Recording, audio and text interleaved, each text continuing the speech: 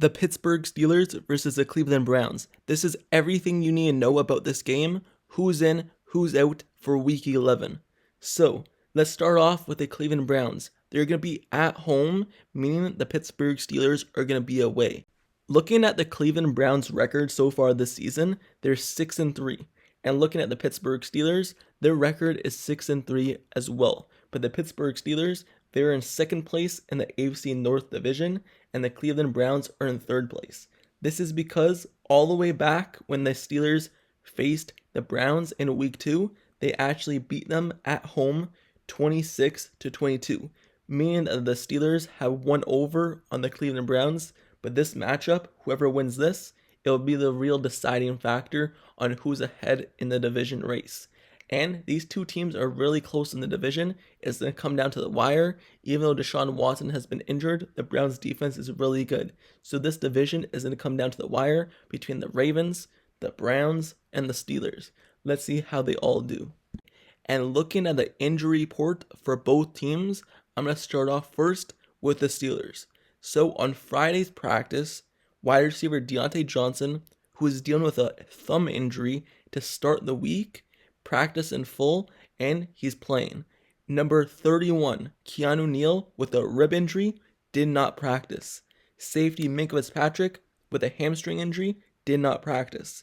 Montravius Adams, with an ankle injury, defensive tackle, did not practice. Tight end Pat Freiermuth, who's been dealing with a hamstring injury, has been on IR for the last 4 weeks, practiced in full. Cameron Heyward, defensive tackle, with a groin injury, he's still been kind of recovering from that. Yes, he's returned off of IR from it, but he's still been limited with that groin injury, and once again on Friday, he was limited. So out of all those players I just named, there's 3 people who are out. Keanu Neal is out, Macus is out, and Montravius Adams is out. And Pat Freiermuth, he's questionable for the game. As of right now, we don't know if he will be activated off of IR and will be playing this game. He might not. We're going to have to wait until like 4 o'clock on Saturday. So that's the Pittsburgh Steelers injury report for this game. But now moving on to the Cleveland Browns injury report. In Friday's practice, they had a lot of injuries taking place. And I'm going to start off with wide receiver David Bell. He's been dealing with a knee injury, but he practiced in full. Their safety Grant Delpit, resting, practiced in full. Guard Michael Dunn with a calf injury, he practiced in full. Wide receiver Marquise Goodwin with concussion did not practice. Their offensive tackle Darwin Jones with a knee injury was limited on the day. Cornerback Greg Newsome II with a groin injury practiced in full. Tight end David Njoku resting, practiced in full. Defensive end Okorowohu with a groin injury practiced in full. Running back Pierre Strong practiced in full with a hamstring injury. Wyatt Teller with an ankle injury practiced in full. Juwan Thornhill calf injury did not practice. Denzel Ward neck injury practiced in full. Alex Wright with a knee injury practiced in full. So even though they've been dealing with a lot of injuries throughout the week, you see the list of names I just read, most of the players did end up practicing in full and will be playing, but some others didn't. And that means that guard Michael Dunn is questionable for the game. Marquise Goodwin, he's actually out for the game. Juwan Thornhill is actually out as well, and Darwin Jones is questionable. So that is the Cleveland Browns injury report for this week's game against the Pittsburgh Steelers. They've been dealing with a lot of injuries, but at least most of them will be playing. Obviously, the one person who's not on this list is Deshaun Watson because he is on IR, so they don't officially have to list him on the injury report, but he's going to be out of this game as well with a shoulder injury. So I started off with the injury report for both teams, the Pittsburgh Steelers and the Cleveland Browns, for this week 11 matchup. But now I'm going to move over to the actual football being played on the field. And once again, I'm going to start off with the Pittsburgh Steelers and how they could win this game and stuff to expect on the field. So we're going to start off with the running game for the Steelers.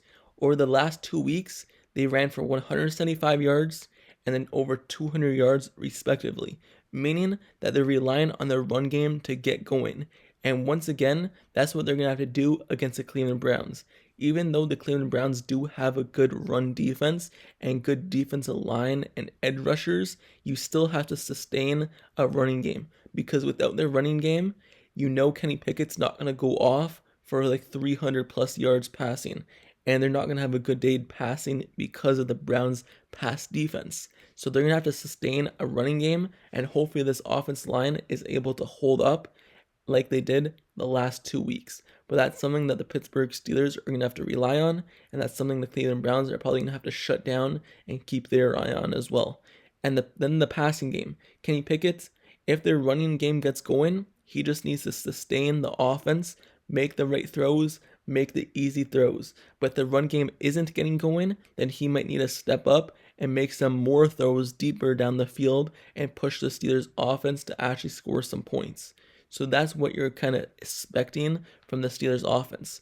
Running game that leads to the passing game.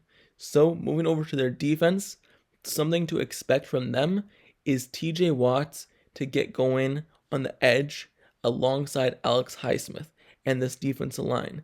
You want this defensive line, edge rushers, whoever's rushing the quarterback, to be able to create some pressure on the rookie. You want them to create the pressure to make him make some erratic throws. This is only going to be his second start in the NFL. Deshaun Watson is on IR, like I said. So Dorian Thompson-Robinson, he's going to have to make some throws, make some stuff happen. And this Pittsburgh Steelers defense line, if they create pressure, he's going to make some mistakes, which leads to the Steelers ball hawking secondary with Patrick Peterson, DeMonte KZ. They are ball hawkers, meaning that if you're making erratic decisions and you're making tough throws, those guys get to read the plays and hopefully get some interceptions. And the Joy Porter Jr. just locking down Amari Cooper. Also, one last thing, I didn't mention it, but obviously Cole Holcomb, Kwon Alexander are out for a season.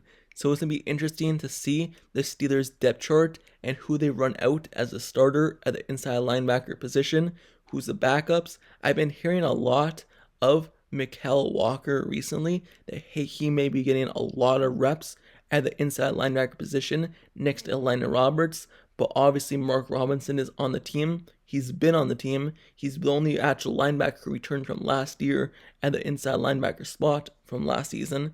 So let's see if they start Mark Robinson alongside Elijah Roberts, or they start Walker next to Elijah Roberts. And let's see how they use Elijah Roberts. He more than likely will have the green dot on his helmet. But if he comes off the field in passing downs, who takes over that green dot spot? The Steelers went from having a captain calling the plays to Cole Holcomb, and then they went from having Cole Holcomb when he got injured to Kwon Alexander, but now he got injured. So now it's a new person going to be calling the plays for the Steelers defense when they get it in from the headset from their defense coordinator, Terrell Austin. But it's going to be interesting to see how they play after all these injuries in the depleted inside linebacker group. Usually when the inside linebackers are depleted, the one thing a team tries to do is attack them. Either attack them in the running game, running straight at them, but that's just not something that the Cleveland Browns are going to be able to do, because Mark Robinson, Elijah Roberts are run stoppers. That's what they do best. So if they're going to attack them, they have to attack them in the passing game. If they try attacking them in the running game, they're making a big mistake, because that's what they do best, and that's what they want to do. They want to hit somebody and make the tackle. That's what Mark Robinson and Elijah Roberts are known for at the stages of both their careers. But that's what to expect from the offense and defense from the Steelers. And looking at the Cleveland Browns, what to expect from them. Like I said, Dorian Thompson-Robinson, he's only making a second start in the NFL. And the last start that he made, I'm pretty sure I read it, he threw 3 interceptions. I could be wrong, but I believe it was 3. So you want to kind of get him going. Get the run game going, give the ball to Ford, give the ball to Kareem Hunt, have them do most of the workload, and then use Dorian Thompson-Robinson's legs, make him get into space, let him run the football a little bit, and then lead that to the easy throws, make it easy on him. The Steelers secondary sometimes blows assignments, so it should be easy at some points finding wide open wide receivers. The Steelers usually play softer defense, not allowing anything deep, but then allowing more stuff short. So they should be able to get him going with these short passes and have the wide receiver or running back kind of run long. The Browns love doing these screen plays to get the running back and the wide receivers kind of short yards that turn into long yards with blocking upfield. They love doing these screens, so I expect them to just get him going early on and make it easy on him.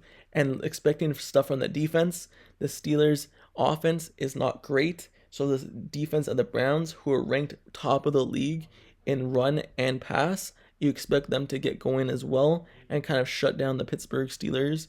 But that's what to expect from the defense and offense from the Cleveland Browns. And then the special teams game, what to expect.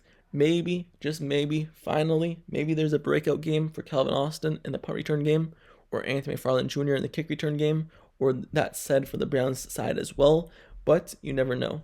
And with that being said, that's the end of this video, but let me know down in the comments below, who do you believe will win this game this Sunday, the Cleveland Browns or the Pittsburgh Steelers? Me personally, I'm going to take the Pittsburgh Steelers. If Deshaun Watson is playing, it may be a different story, but he's not, and the Steelers are going to be facing a rookie quarterback. And we all know Mike Tomlin and the Steelers recently, except for CJ Stroud, they've done a really good job of beating these rookie quarterbacks and winning the football game. The Steelers always just find a way how to win the game. It may not be pretty, it may be ugly, but the Steelers end up finding a way how to win this game, and I believe they're going to move on to a 7-3 record. But let me know your thoughts down in the comments below about this game and what to expect, and something that you're keeping your eye on as well. So, don't forget to subscribe to the channel down below as well if you like Steelers content and analysis and reports. Like the video, turn on post notifications down below for this channel as well, so you get notified whenever I post the next Steelers video. I cover everything Steelers, from film breakdown, reactions, to breaking news. And if you want it all covered and you want one spot for everything, turn on notifications for this channel, like, comment, subscribe, and I'll see you guys all later. Till next time, I'm out. Peace.